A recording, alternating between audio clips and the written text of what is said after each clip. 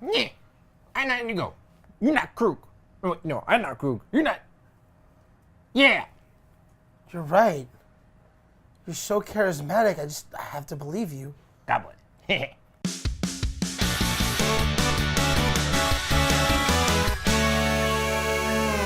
Hi everyone, welcome to GameGorgon. I'm not Indigo, And I'm not Krug. and today we're going to be talking about Pathfinder 2nd Edition.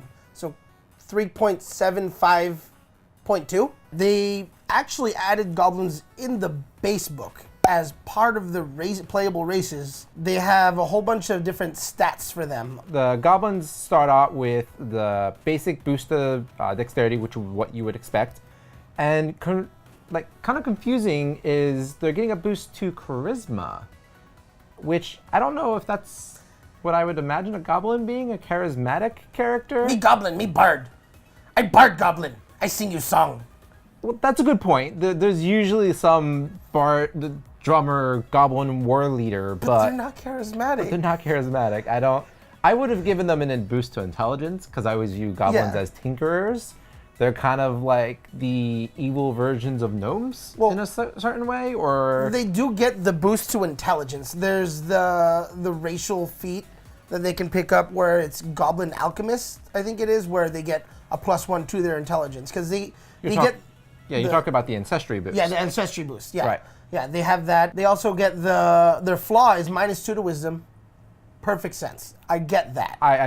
That one makes Not sense. wise, but still don't get... I would have given them either -2 to wisdom or -2 to strength because they're not normally strength-based characters. Although with the ancestry, you've got the hobgoblins, which are Yeah, so I can see goblins being strong. I just don't ever see goblins being charismatic. yeah. The doesn't boost make any the sense boost to to charisma is an odd choice. They also get a bonus 6 points to their hit points. Fine. We don't really know how that stacks up with other races. I think they're like using the races like the base health now. So 6 isn't really that high comparatively. Where in role-playing standards, like a 6 is mid-range. 12 would be like Higher, fighter yeah. or barbarian type thing. They also have a base movement speed of 25 feet. Makes sense. Standard They're for a smaller. short character. They start with common and goblin as their races. Makes sense. Makes sense. And they get dark vision because they're always in the dark. Those are kind of standard things you would expect to see out of goblins. And then we go into the Goblin Ancestry feats, which This is where it gets fun. These are the fun things, because feats are always what makes Pathfinder characters more unique from each other. So having a good set of racial feats is really what is going to separate your goblin from my goblin, or your goblin fighter from my goblin fighter. First one's my favorite. Can I? Yeah, go ahead. Go for it. Burn it.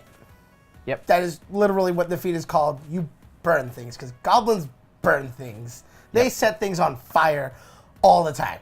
So basically what you get is bonuses to the damage you do when you're throwing alchemical fire at things, casting magic with fire, or just you do one more damage on persistent fire effects that you do as damage. Goblins love watching things burn. Yeah, I think this is a perfect kind of feat for goblins. It's like I'm a goblin. Yeah, I mean, your Goblin Alchemist, which is what you always love to make, would be perfect for having this feat.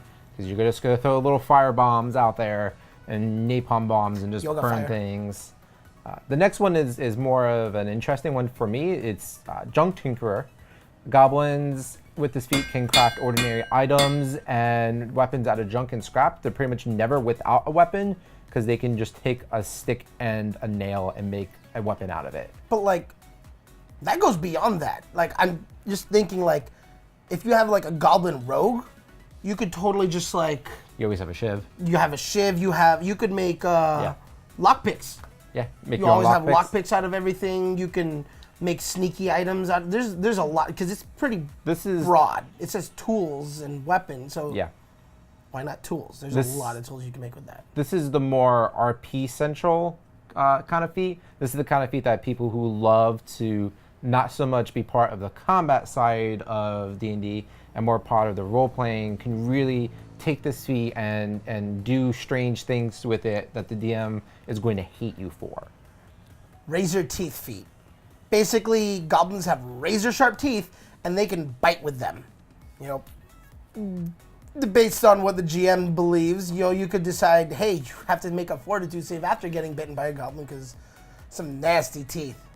Well, No. and that, what did the goblin eat the night before? Yeah. Ugh. Like, because they're goblins, like they're scavengers. They will eat anything off the side of the road, and then they bite you with that mouth.